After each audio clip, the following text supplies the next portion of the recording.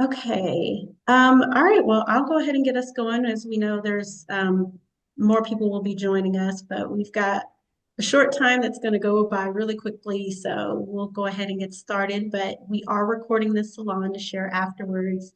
And again, thank you for being here today. Whether you've been around us for a few years or a few days, it's just a good reminder to share who we are.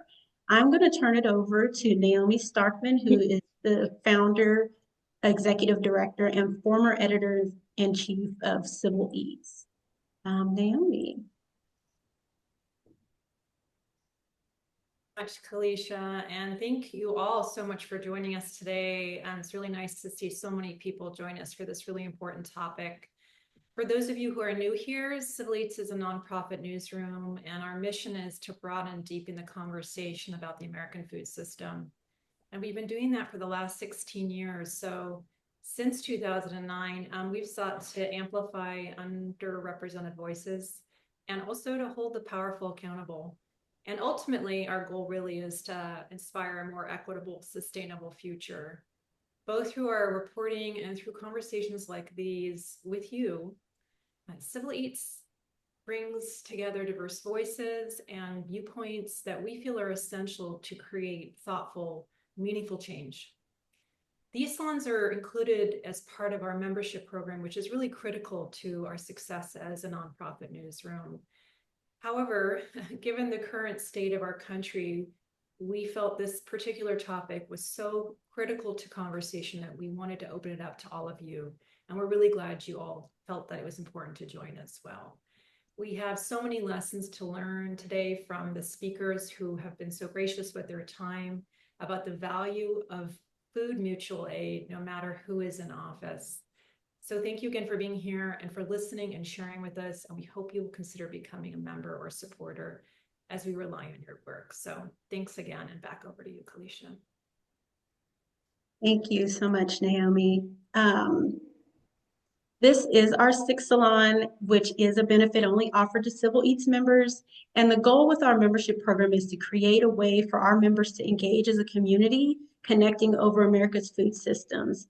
These salons are interactive sessions that come to life with the perspective, wisdom, and questions from our member community. Today, we'll hear from our editorial director, Margo True, who will interview two experts. We'll take questions via the chat, and we'll get to as many as we can. So we invite you today to enjoy one of the many membership benefits, our engaging salons with thought leaders led in the discussion by our smart and talented staff, reporters, and editors. Now, it is my pleasure to introduce you to our editorial director, Margo True, to guide our conversation today. Thank you, Kalisha. Welcome, everybody who's joined us today. We chose today's topic because we wanted to talk about a counterbalance to the turbulence and the uncertainty that we're experiencing in our country right now, and a means of coping and resisting, and even a path to independence. And food mutual aid can provide just that, because it goes far beyond bodily nourishment. It can be deeply sustaining and inspiring. And we're going to talk about what that looks like in this conversation. Our two guests today are both involved in remarkable food mutual aid projects that support their communities.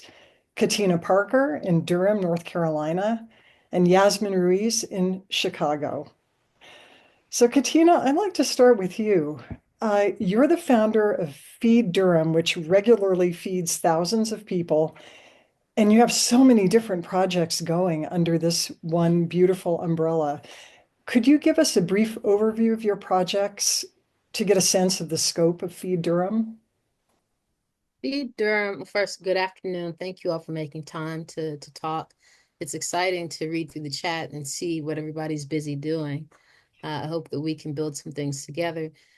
Feed Durham started in 2020 in response to COVID. We fed 180,000 people from my front yard during that time. We started cooking for multiple days on end. We'd have these 3 to 5 day campouts, and people would come in from different cities and cook with us. And we cooked for about 500 people a day. And then once vaccines came, we had to shift our workload because people weren't as available. Folks went back to work, people started traveling again. So then we got into more produce giveaways. And from there, the produce giveaways just built out. We started giving away clothes, giving away plant starts, mostly because the community would offer. We started focused on food, but more and more people were offering different things. We got into repair clinics because the repair skills wound up being very helpful to us when we were out cooking. You know, when you're cooking in an outdoor setting, things break. And all along, we were preparing for a time like this when there would be disruption, when there would likely be no food on the shelves, so on and so forth. And so as different volunteers and stewards have brought projects to us, we've gotten behind it, you know, put our resources and our collective knowledge behind it to explore the possibility. And it's one of the reasons that we have so many different models, because we have so many different volunteers with different skill sets and interests and connections to community. What a beautiful organic project. And now I'm going to ask you, Yasmin. You're the food justice co-organizer at Little Village Environmental Justice Organization, which was founded 30 years ago to fight contaminated sites in the Little Village neighborhood in Chicago. And more recently, you've been part of its food programs. Could you briefly describe those programs? Yeah, thank you, Margo, and thank you everyone who is joining us here today. It's a pleasure to be here. Uh, I think, you know, these programs, we have a couple of them that are part of our food justice campaign. Our first one ended up being Semillas de Justicia Garden, which is a community garden that is a space available for or open to more than 70 families. It's less than an acre, and it includes what we consider our chicken mansion. We were able to open this community space in 2014 after, you know, fighting alongside community for the removal of dumped oil barrels on this space. And we've been able to transform into something, you know, beautiful. Uh, uh, Apart from that, we have our Farm Food Familias Mutual Aid Program, which is something that I'm co-coordinating with Taryn Randall. This started in the beginning of the pandemic around May of 2020. We've been collaborating with 4 BIPOC chefs, and you know, it consists of many consistent volunteers that have been coming around for all these 5 years, helping us deliver or helping us in the kitchen, and newcoming volunteers as well. A lot of produce partners that have helped us get produce to be able to deliver over 350 meals for a couple of years each week to the south side of Chicago. And we also have the program of La Villita Farm, which is a farm in La Villita Park, which is something that community also fought for. This is an open space that you know, was created based off the community resilience and being able to clean up this space that used to be used for chemicals that were causing all kinds of health problems to folks in the community. And lastly, but not least, our last food justice program is the Backyard Gardens, which consists of 25 different sites in 25 different homes around La Villita. And so folks in Little Village are able to grow food at their own house and kind of source it back into the campaign in many different ways. Thank you for that, Yasmin. And now, Katina, I'd like to ask you how this began for you. I know that you began during the pandemic to help feed your neighbors, but specifically, what people or movements helped shape your thinking? What fed into your initiative? I grew up in a town called Green Pastures, Oklahoma. On the map, it's called Spencer, Oklahoma. It's right outside of Oklahoma City. And a few people from Green Pastures were instrumental in integrating the state of Oklahoma. Nancy Davis, who integrated Oklahoma State University, and Clara Luper, who started the sit-in movement that, as we know it in America, often Greensboro is credited, but the fact and the reality is that the sit-in movement started in Wichita and Oklahoma City in the summer of 1958. by a Black woman named Claire Looper, who taught in our community. And, growing up, we, there were a lot of us. First of all, there were a lot of kids, and we never went hungry, and we always dressed well. We didn't have the best clothes, but we had good clothes. And once I got to be an adult, I found out that's what they call mutual aid, meaning I grew up in a community with families that went way back. Our families had known each other for many generations. There were lots of large families with stair-step children, and we all knew each other fairly well. And surviving wasn't just about sharing food, it was about knowing one another. So it wasn't just sharing food because someone hit hard times, it was also knowing what one another's hopes and dreams were. So when opportunities came, we connected one another with opportunities. It was when one kid grows out of certain clothes, you save those clothes for a certain person in the community, and you're always giving those sets of clothes from that one child to that other child. It was all these thoughtful ways of being that were intertwined into our daily lives. And it's what Dr. King called service. And there's a difference between service and volunteerism. I've learned that the hard way over the last few years, that service is something that is built into our lives. It's a way of being, it's a lifestyle.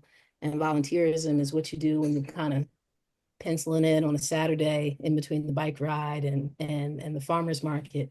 And for what we're facing, for however uncomfortable what we're facing right now feels, we really need to lean into maybe some more uncomfortable and extreme forms of service to survive what's coming, because it's going to take a lot and it's going to take all of us. Thank you for that. And, Yasmin, I'd like to ask you, because you've just touched on it a bit, Katina, how do you at Little Village see mutual aid? How would you characterize how that takes shape in your community?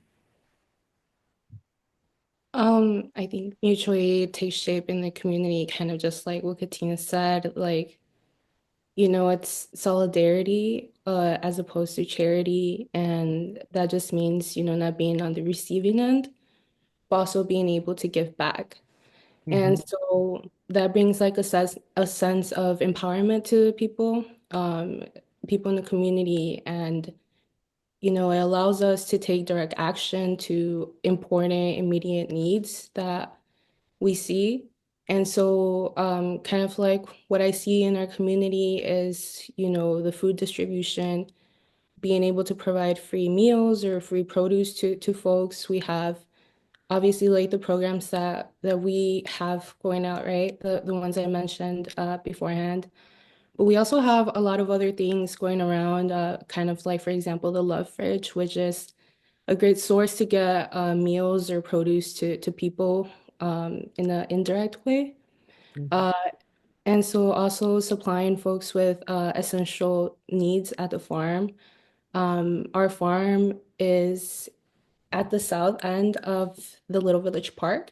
And so we see so many folks who are unhoused and in need of, certain essentials. And so, we've been able to kind of provide them with first aid kits or transportation cards, snacks, waters, basic things like that. And also just skill sharing within the community, learning from each other, and learning from community and vice versa.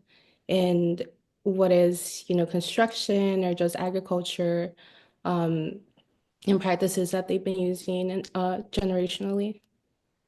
Yeah, Yasmin, you've commented before about how the elderly in your community specifically are such a trove of wisdom and information for the other gardeners too. So could you speak to that for just a moment? That's quite a beautiful aspect. Yeah, so a lot of the community in Little Village has this knowledge in agricultural practices. Either they had worked because they had to survive off that back from where they're from, or just do it for pleasure. But being able to learn from them, because we provide the open space for them to come in and just take time see what we're doing or like be part of it as well through volunteering or harvesting with us. It provides them with a sense of nostalgia, and it leads into these conversations with them about like what it used to be like growing up for them, and certain things that they were taught. And sometimes they don't know why it works. It just works when it comes to agriculture, but other times they are able to provide us with a lot of knowledge of it. It's just, that kind of sense of knowledge passed through generations. So that's kind of one of the good things that, or one of the many things that we love about just being in community. Oh, lovely. And Katina, I know you may have other things you might like to say about how mutual aid expresses itself through Feed Durham, if there's anything else you wanted to add before we move on. Thank you for the invitation. One of the things that I've been talking about, mutual aid, started to be a buzzword around 2019. I began to hear it in larger national movements, and then 2020 happened, and people realized real time the need for mutual aid. A lot of times I hear the term tossed about, and the way it's being talked about these days is not what mutual aid actually is. Mutual aid is very heavily based on relationships. It's based on relationships, it's based on knowing one another. The moving of resources is an outgrowth of those relationships, but it's not the reason the relationships exist. Whereas now, a lot of mutual aid networks that are created, they are created almost wholly to feed people. And unless you are forging relationships across difference and really learning one another, what you're doing is not mutual aid in those instances. What you're doing is what I would call altruistic capitalism. It's because you know where there's a resource, you can't stand the idea of it going to waste, and you get it to people who need it. But if you are resistant to being in a relationship with them, if you're resistant to receiving feedback from them and actually working with them in such a way that they are able to give as well. They're not always the receivers, but they're able to give as well. They're able to contribute ideas to the idea. They're able to contribute ideas to the idea that you brought to their community to help them, but also they're able to contribute other ideas that help your life. Then, like I said, that's not mutual aid. That's just capitalism with a new spin. And what we need for what's coming is actually to lean into these deeper relationships and to learn things from people who are different than us, people who worship differently than us, particularly people who are closer to the earth. So native folks, people who lived outside, unhoused people, veterans, so on and so forth, they know a lot about this land that those of us who have been housed and have been kind of living comfortably don't know and are going to need to know in order to survive what's coming, in order to be comfortable with some of the disruptions that are coming. Thank you for that. And now I'd like to get into a bit of detail in the sense that what has proven to be really helpful to you in sustaining your projects? And this could be anything from how your groups organize the volunteers to how you put together partnerships or sourcing the right equipment. And maybe if you could each take time to mention maybe two things, because our time is unfortunately so short. But just a top of mind notions there. And Katina, please go ahead. Oh, I was yielding to Oh, Yasmin. sorry. Yes, we should actually start with Yasmin. Please. Thank you. Thanks, Margo, for this question. I think, these two things go into one big kind of one big thing. So it would be relationships, and that's with volunteers and with partnerships. Kind of like what Katina was saying. There's a way that they're giving back. A lot of these people that have helped us in our projects are also people that receive produce and meals. So it's a way of the reciprocation in the relationship, and our partnerships as well. It wouldn't be without them that we would be able to have fresh produce or locally grown food, because we do source our food from small gardens, community gardens, or farms. And we do like to try to reciprocate the relationships, whether it's giving feedback in a certain way, or doing physical labor in those spaces with them, or together, or skill sharing. And so all these things that we're able to bring to the table, we can bring out to community. And, like it's just kind of like that reciprocation of the relationship that has helped sustain most of our projects. Thank you. And Katina, how about you? Do you mind asking the question again? Oh, sure. What has proven to be most invaluable to you in sustaining your project? Sort of the detailed things that you do on a daily basis that help keep it all going. The way I was raised is what keeps me in it, because otherwise it is not for the faint of heart. Um, I'm a filmmaker by trade, by passion, by day, by night, and a friend once said to me, "There's more to life than filmmaking," and I was dumbfounded. It's like, really? Like what? So to have been given this gift and to be so passionate about it is a bit startling, at this stage of life. And it opens me up to vulnerabilities in ways that filmmaking doesn't. And some of that is hugely rewarding, and some of it is very hard. As those of us who do direct service can attest to, at times there are definitely heartbreaks, but my faith and in the memory of how I was raised, and how so many have looked out for me along the way, and many of those people are still alive. They're in their 70s and their 80s now. I spend a lot of time, talking with them, working with them on other projects, and they're still in Oklahoma. I'm in North Carolina, but that connection, standing on those broad shoulders is definitely what keeps me in it. And then an awareness that we need people to survive, and not just pockets of people. I'm First Nations, said I'm from Oklahoma. So my folks are Choctaw and Cherokee and Chippewa and Seminole.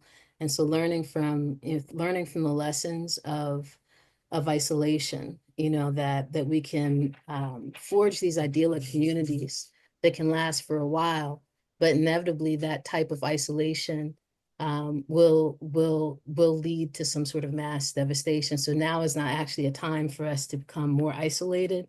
It is a time to remain deeply connected to one another and to look out for one another, because our greatest strength is in numbers.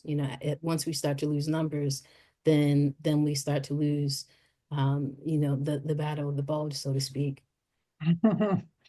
Well, and to expand on part of what you were just saying, can you each share, and this is just modifying the question a little bit, can you each share a time that was both a challenge for you and an opportunity? If there's anything that comes to I mind. can. We have Sure. been cooking for the first year or so that we cooked. We would do about 5 or 6 cookouts a year for the first 2 years, let's say.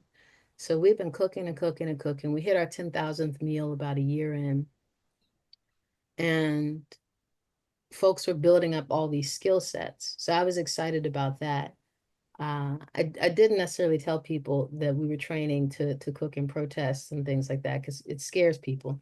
But having worked as a journalist and seen some of the things that I'd seen in Ferguson and Standing Rock and so on and so forth, I kind of knew what was coming. And long story short, we had cooked all this food, and our white volunteers and stewards began to complain a bit, and they were saying, we've cooked all this food. When can we stop?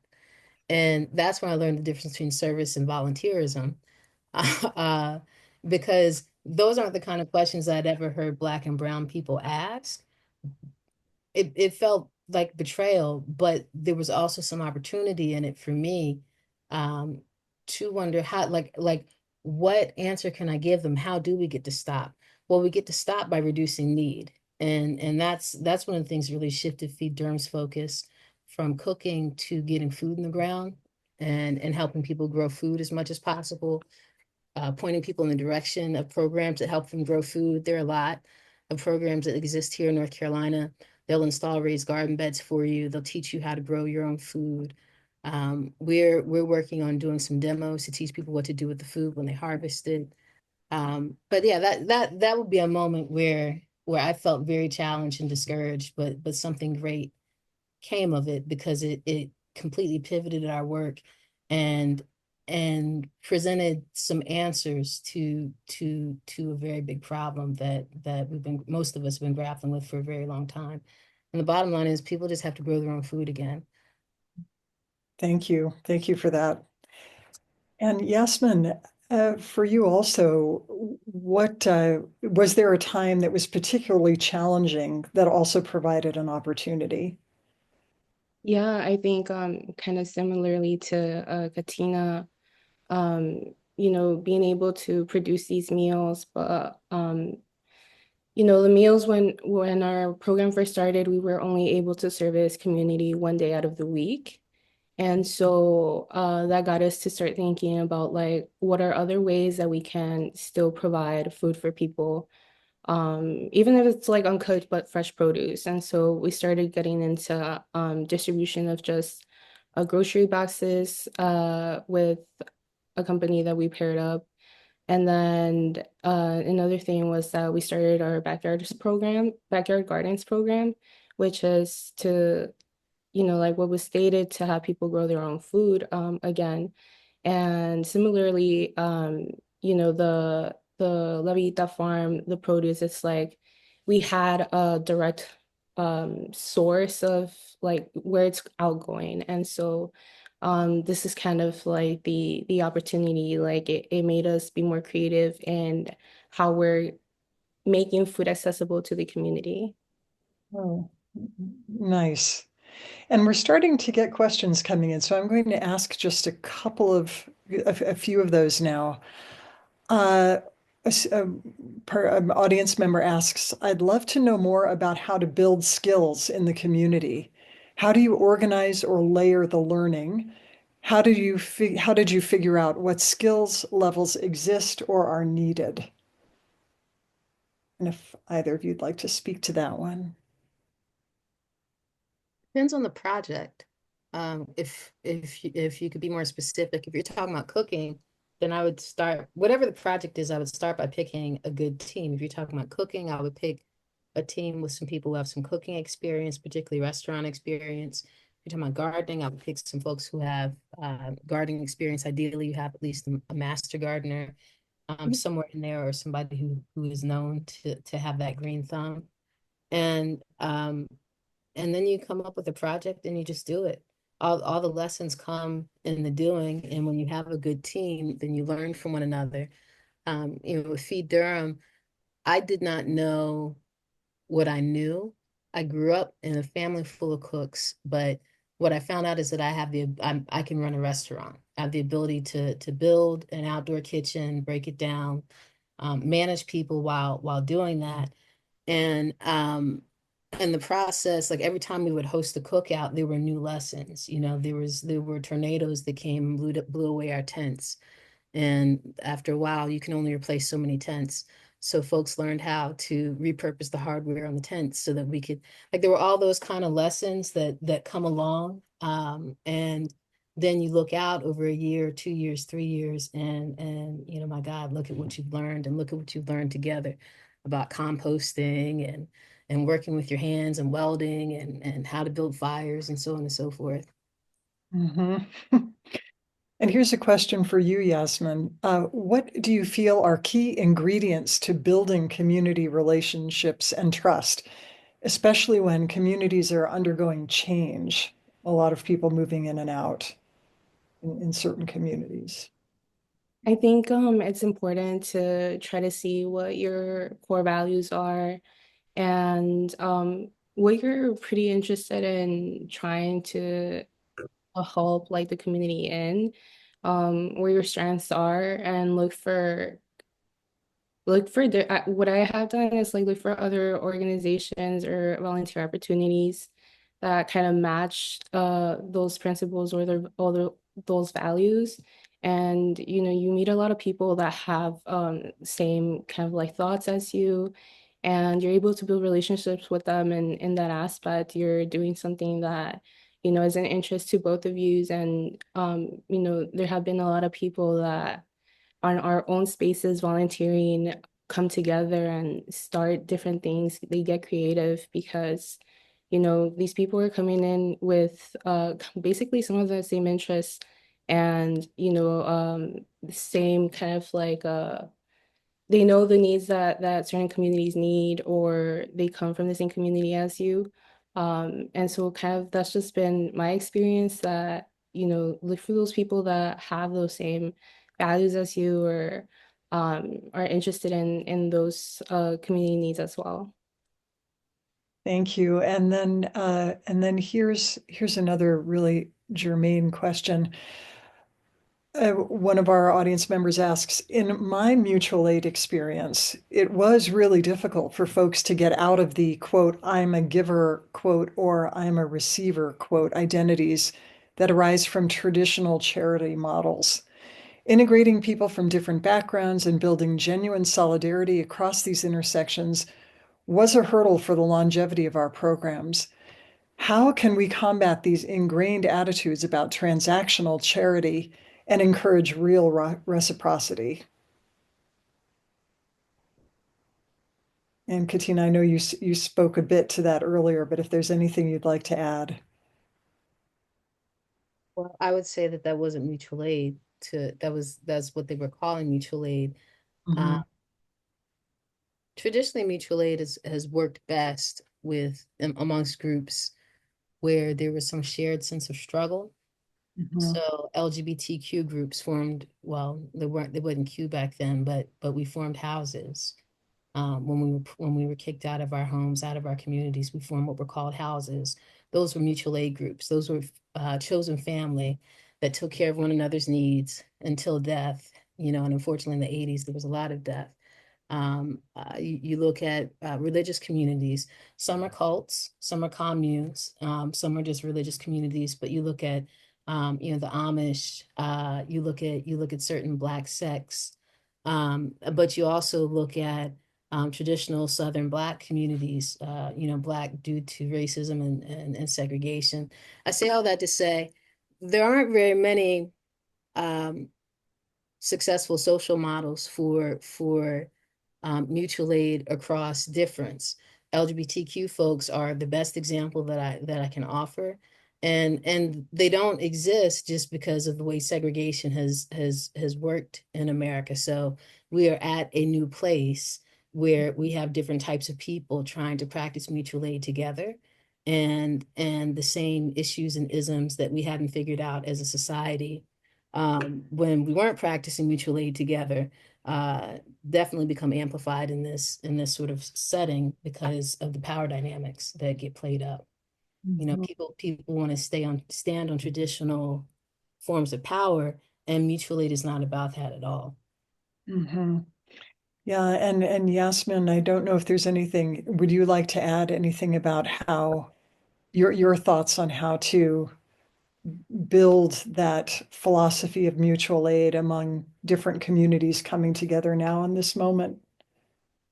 Yeah, I think just kind of adding the educational part, we can all be educated and just learning what mutual aid really is, and giving people kind of like the opportunity to be able to grow in those aspects. I don't want to necessarily say ignorance, but a lot of us are in the fact of like how we actually see what these programs are. And so it's just being able to kind of um like be able to actually understand where this is coming from, the value of why this direct need is, needed by community, and why we're trying to work against it. Because at the end of the day, it doesn't just affect them, it affects us. And like kind of like what we were talking about, the racialized disparity kind of in the food system, or food injustice that we are going through. Mhm. Thank you. And And also, just speaking of challenges, are your programs or either of your programs actually currently being impacted by federal funding slashes or other actions of the current administration? Or is it just all unknown at this moment? And that's fine too. Just wanted to check in with you both on that. I think it's kind of unknown still as, slashes are currently happening. We haven't like been directly affected, but we do know that it will affect community in different ways. Foundations are not considering COVID a public health emergency. And it continues to affect people financially and health-wise still to this day. Whether it's because they lost like the head of their household or they're still going through, the health consequences of what this has brought upon them now. Apart from that, just like with the current administration, money for environmental and food justice work is going down. There are programs that are being cut that, source food to schools, from farmers. Also just programs are being cut that are sourcing the money or funding into food banks and other feeding organizations, which basically means that, the need for these mutual aid programs is going to rise within the community, but the money is not there. And so just the cutting of these programs affects us in those ways, especially with the high number of asylum seekers that have been, coming into the country. And specifically for us, Chicago, since we are a sanctuary city. And our programs, they don't produce too large of an amount of food. Together we did produce about 8.2 tons of food this last year. But it's still a small number compared to the necessity in the community. And like although we are like in close proximity to a lot of supermarkets in Little Village, um, the money is not there. So there's that economic justice. The community just doesn't have money to buy organic, healthy food. I thank you. And Katina, asking you that same question, are you being impacted by what's going on with the federal funding slashes? I mean, impacted, meaning there's a lot more work to do. Mhm. That was my greatest sadness at the end of last year, that with a different outcome in the election, we would have still had a lot of work to do, but would have been able to get some rest after so many years of burning the candle at both ends, just trying to get through COVID. But but now we have to find another gear. Um, after 4 years of no rest, we have to find another gear and somehow dig deeper and be in the battle of our lives. Yeah. That part felt hard for a little bit. For those of us who believe in God, there was lots of wrestling, lots of wrestling. But um, I believe that we have the best chance of getting the world that we've been fighting for right now because things are so unstable and so unfamiliar. Um, maybe some of the far off notions, the things that people found so detestable, will start to look good, like the idea that every child could eat, um, and the idea that if every child did eat, then we'd see less violence in our neighborhoods, and if we saw less violence in our neighborhoods, then we'd actually have a need for fewer police and could allocate those resources and for other things. Um, Yeah. but as for day to day, it's just heavier workload, Mhm. much heavier workload, and then the thing that keeps me encouraged is the people. Our people are always our greatest resource. From the people who help to the people who receive, and often the people who receive are also the people who help. So I find a lot of inspiration in that too. That's beautiful. Well, last question. How can people find out more about your work and learn how to support you? Is that something we're saying? Is that something we're dropping in the chat? Yeah, you can go ahead and we can drop that in the chat. If people look to the chat, you'll see information from both of these women from their organizations if you'd like to learn more. Feed Durham is in the process of launching a national mutual aid network. So if you all will shoot us an email afterwards, this is for rapid response. A great deal of it does focus on growing food, accessing food, liberating resources from restaurants and grocery stores and gas stations, plus some other mutual aid strategies that'll help keep our communities solid. Wonderful. Well, thank you both so much for joining us for this important conversation, for giving us perspective as we head into the future. And now back to you, Kalisha, for the closing remarks. Thank you both. Thank you. Thank you, Katina. Thank you, Yasmin, for this great conversation with Margo. And I also want to thank everyone that's here today. Thank you all for being here, being a part of the conversation through the chats, sharing what you all are doing. I was kind of reading through, and you all are doing some great work. And I'd love to see the connections that you all were making with each other as well, because that's what this salon is also about. As we wrap up, if you want to share in the chat just one thing that you're taking away from this conversation, and as you all do that, be after the call today, be on the lookout for an email. It will include the chat. I know that's something you all were asking for, so thank you. We'll share that because it does have a lot of great resources. And then any other resources we shared here, the recording and also a survey will be included in that message. And finally, I'd be remiss to say that reader support is really what makes Civil Eats work possible. The contributions help us find stories that dig into the hidden and important realities of how food works in America and recognize leaders such as Katina and Yasmin who show up for their communities every day. Again, these salons are normally a benefit for being a Civil Eats member. So if you're not a member, we would love for your support, not only so we can contribute or continue to offer important reporting on topics like this, but so that you can connect to the broader Civil Eats community through these salons.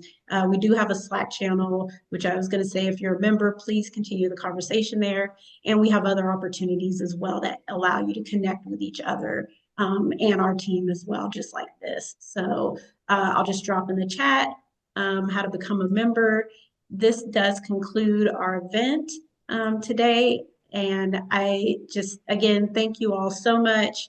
I hope you all have a great rest of your day. And thank you again, Katina, Yasmin, Margo, and everyone that made this possible. So Thank you, have a Kalisha. great day. Thank you.